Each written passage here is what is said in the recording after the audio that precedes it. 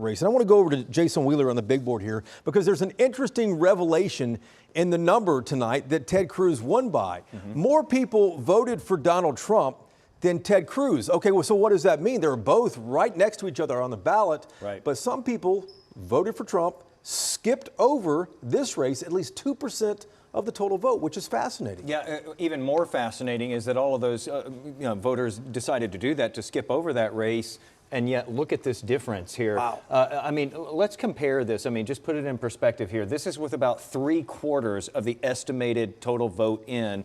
Ted Cruz up by 919,000 votes. At this point, beating Colin Allred by almost 10 points here. Let's look at what happened just 6 years ago. Ted Cruz won, eked out a victory by Texas standards by 2.6%. with a final margin there of 215,000 votes. Again, compare that to what he's doing here tonight. It is staggering to see a margin this big for a race that, as you mentioned, had been, we had heard over and over again, it was a margin of error race. Yeah. And we talked about Ted Cruz tonight, and this is a tremendous night for Texas Republicans. Yeah. The race for president in Texas is also fascinating. Same sort of story here that we're talking about. You see Donald Trump, 56.4% of the vote so far, again, with about 3/4 of the vote in. Look at the percentage, though, here, outpacing what he did in 2020 by more than 4 points. Harris falling behind what Biden did in 2020 by 4 points.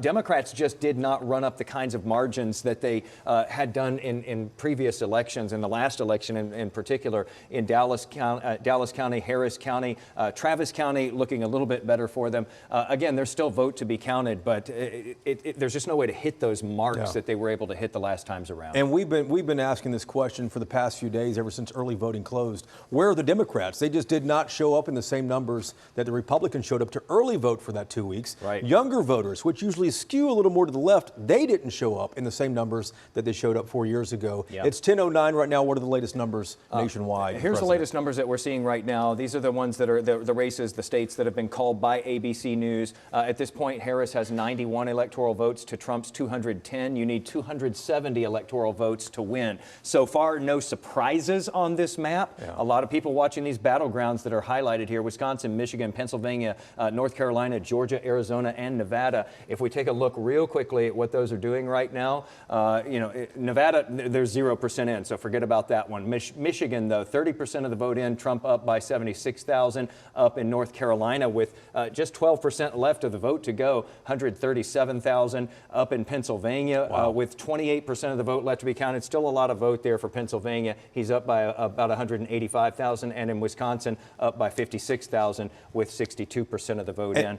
And back on the national map, just for a moment here, this number is going to go way up for Kamala Harris when the West Coast closes. There's closing right now. Right. There's a tremendous number of votes there. She'll and go again, up that's expected as well. It's all blue over there too, but still a lot of votes left to count here tonight. We're going to be watching those 7, though. Those 7 battleground states that everybody's been watching the whole way through. Chris, as you said, it is going to be a long night, my friend.